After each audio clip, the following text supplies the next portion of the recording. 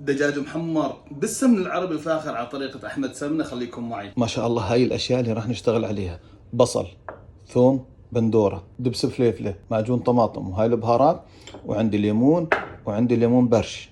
بصل، بندورة، ثوم، ليمون برش، دبس فليفلة، معجون طماطم، بابريكا، كركم، بهار ماجي، ملح وفلفل. بسم الله. وهذا الليمون. بسم الله الرحمن الرحيم. بعد ما ضربناهن على محضرة الطعام، شوف شلون صار والقوام. طبعا بتشيلوا قدر 4 ملاعق لانه في استخدام ثاني راح نستخدمه هون. بسم الله الرحمن الرحيم. بسم الله الرحمن الرحيم. لازم ينخلط 100%. لازم تدخلوهن بالفتحات اللي فتحناها هون بالدجاج. الدجاج لازم شو تشطبوه، تكونوا شاطبينه. بسم الله الرحمن الرحيم. شوفوا هاي الطريقة. بسم الله. بسم الله الرحمن الرحيم. هذا اللي زاد راح احطه فوق الدجاج. بسم الله الرحمن الرحيم. النهاية الجميلة. بسم الله الرحمن الرحيم.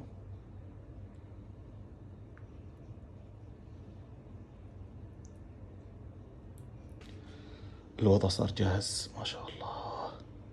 ورق الزبدة بللته بمي، بتحطوه بهاي الطريقة. بسم الله الرحمن الرحيم. شوفوا مشان يكون عازل على المقصدير. بتقصدروهن 100% وبتدخلوهن على الفرن على درجة حرارة 200 ساعة ونص. بعدين بتشيلوا القصدير وورق الزبدة وبتحمروهن. ما شاء الله جاهزة. بسم الله ما شاء الله. شو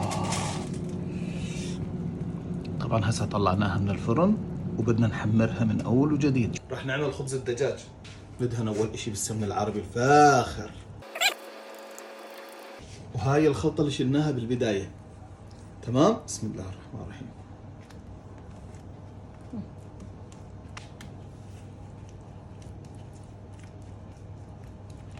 هيك الخبز. بسم الله.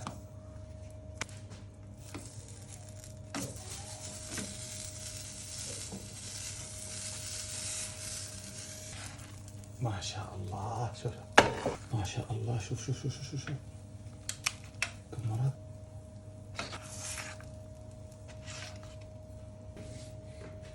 هذا اسمه بيواز، بصل وبقدونس وسماق، خصيصا لهي الأكلة. ما شاء الله.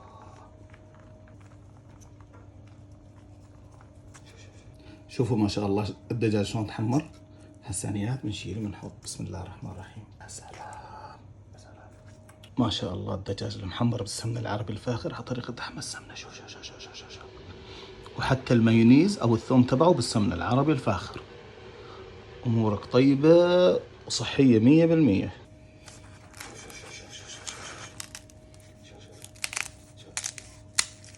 يا سلام. شو هذا شو هذا شو هذا شو هذا اللي ذايب يا جماعة. شو هذا اللي ذايب يا حرام. شو شو شو شو شو شو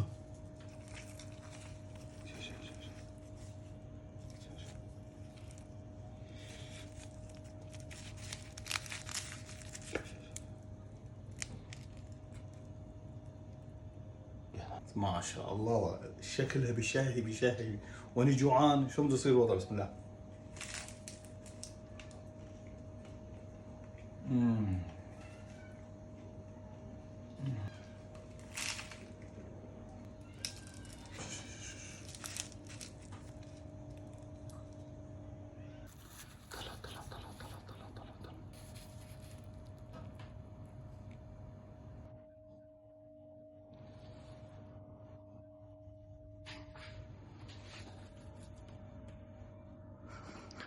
قسما بالله يا جماعة طعم لا يقاوم.